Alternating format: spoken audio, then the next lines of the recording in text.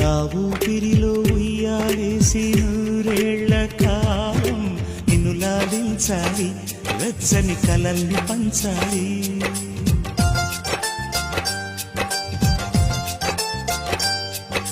నీ స్నేహంలో స్నానం చేసి నా కన్ని దేహం తరించిపోవాలి, తీయని స్వరాలు పాడాలి.